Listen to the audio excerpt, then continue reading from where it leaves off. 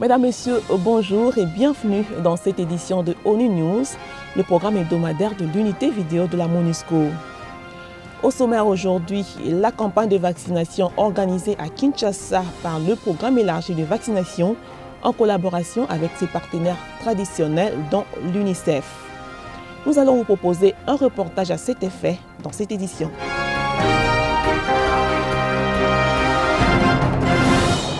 Comme annoncé dans le sommaire, la campagne de vaccination contre la rougeole à Kinshasa a vécu. Elle a été organisée du 19 au 23 décembre dernier par le programme élargi de vaccination en collaboration avec ses partenaires traditionnels dont l'UNICEF.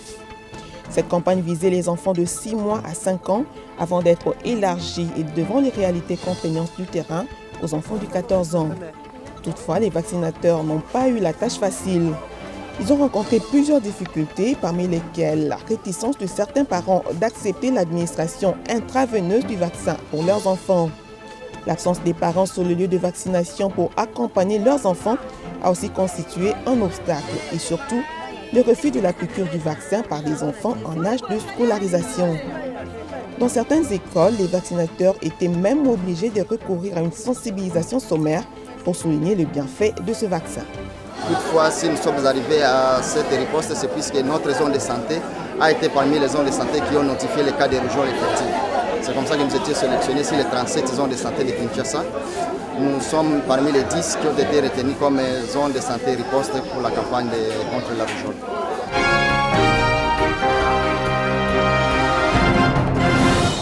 La MONUSCO a-t-elle reçu mandat de sécuriser M. Etienne Tshisekedi, un des candidats à la présidentielle du 28 novembre 2011 en RDC, comme demandé par l'UDPS dans une correspondance adressée au secrétaire général des Nations Unies? Le porte-parole intérimaire de la MONUSCO, Penanini Touré, a bien voulu répondre à cette question. C'était au cours de la conférence de presse hebdomadaire de la mission onusienne de ce mercredi 11 janvier. Effectivement, la demande avait été faite. Mais ce que je pourrais vous dire sur ce qui s'est fait ici sur le terrain, c'est-à-dire en RDC, depuis la tenue de ces élections, nous faisons des patrouilles dans le quartier où habite M. Tshisekedi et surtout autour de sa résidence pour permettre que la population riveraine puisse circuler librement et que des gens puissent avoir accès aussi à son domicile.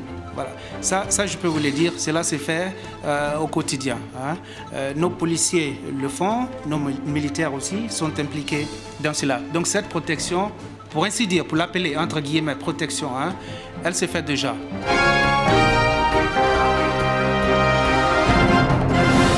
Couturière modéliste de son état, Mme Marie-Thérèse Aloma s'oppose à la disparition de l'usine textile en RDC, en ce moment où les tissus en coton congolais se fait rare sur le marché. Pour relancer le marché du textile, elle a organisé un défilé de mode à Utex Africa. Cette manifestation lui a permis de faire l'apologie du tissu en coton.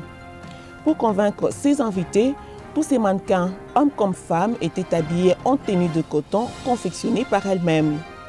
Ce défilé lui a servi de prétexte pour interpeller les autorités congolaises sur la nécessité de relancer l'usine textile au pays et surtout pour susciter l'intérêt de ses invités pour le port des habits en coton. Une façon pour elle de promouvoir le textile congolais en particulier et partant d'encourager la culture du coton en République démocratique du Congo. Contrairement à ses activités de plaidoyer, Mme Marie-Thérèse Aloma n'a jamais été couturière ni modéliste de formation. Partant d'une simple passion, elle est devenue aujourd'hui couturière et modéliste professionnelle. Du reste, son engagement à la MONUSCO ne change en rien sa détermination.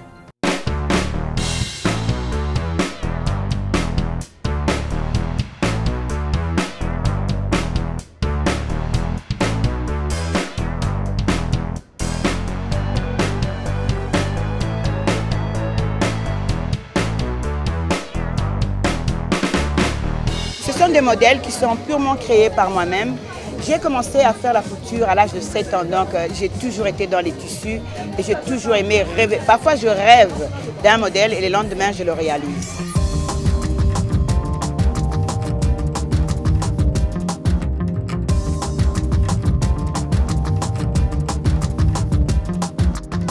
J'ai organisé cette soirée parce que je voudrais un peu aider à promouvoir le textile au Congo, puisque le textile est en difficulté. Et puis aussi parce que je suis un fashion designer, j'aime beaucoup la couture.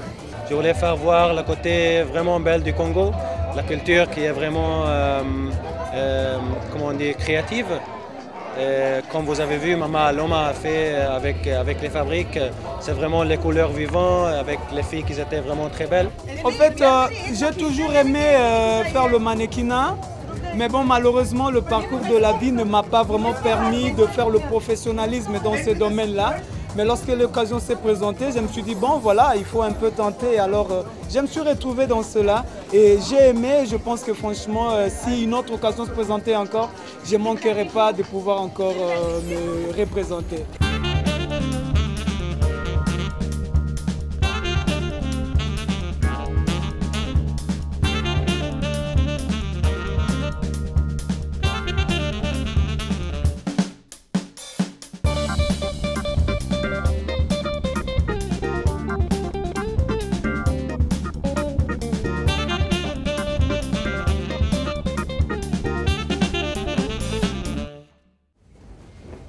Les meilleurs moments de ma vie ont toujours été les moments de couture, les moments de coudre. Je suis perdue dans les fabriques et tout ça. Mais lorsque je suis partie, je peux dire même ma vie, j'ai financé ma vie avec la couture. Parce que mon père a eu sa retraite quand j'ai fini mes études secondaires. Donc il n'y avait plus moyen de financer mes universités. Et je les ai financées moi-même en cousant pour les autres étudiants. Et en faisant de l'argent. Moi, je trouve que le coton est quelque chose qui est ici chez nous. Nous l'avons. Le climat, Dieu nous l'a donné naturellement par le climat que nous avons vers Isiro, Kisangani et tout ce côté-là. Et ce coton-là est capable de faire des produits finis congolais. Moi, je voudrais que le coton revienne à la place qu'il avait, pour qu'ils puissent donner du travail. Non pas seulement parce que moi, je travaille les tissus, mais je ne travaille pas toute seule. Je travaille avec deux travailleurs qui m'aident à couper parfois, à monter, et puis ils me donnent, je viens, je rassemble. Et eux, ils ont du travail. Mais imagine-toi, s'il y avait la production du coton était revenue, combien de gens ne pouvaient pas travailler dans le coton, faire des tapis, faire des habits et toutes sortes de produits que nous pouvions maintenant exporter, comme le fait le Sénégal, le Mali, le Ghana et tout. Nous sommes capables de le faire, mais il faudrait qu'on reparte à la source. Et la source, c'est quoi? C'est la production du coton. Nous devons restimuler la production du coton pour que le coton puisse réouvrir encore les industries textiles et les industries textiles puissent nous donner des bons tissus que nous puissions travailler et faire des produits finis à l'export, tout comme à la consommation. N'oubliez pas que le Congo est un grand marché maintenant du coton, un grand marché qui va consommer les produits du coton. Je voudrais voir pour les générations qui viennent, qui puissent travailler, les designers, les modélistes, comme moi, qui vont venir après, qui puissent travailler avec le coton congolais.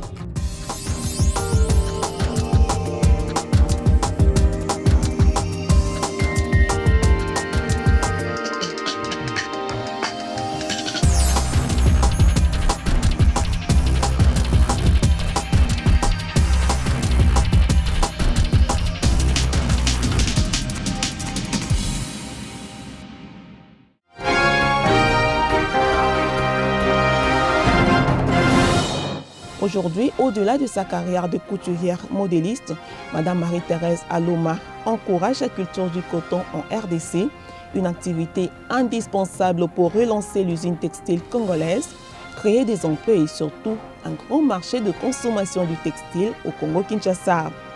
Par ailleurs, la reprise d'une telle activité industrielle pourrait générer les recettes nécessaires au gouvernement pour relancer l'économie et financer la reconstruction du pays. C'est sur cette note que se termine ONU News de ce jour. Merci de votre attention et à la prochaine.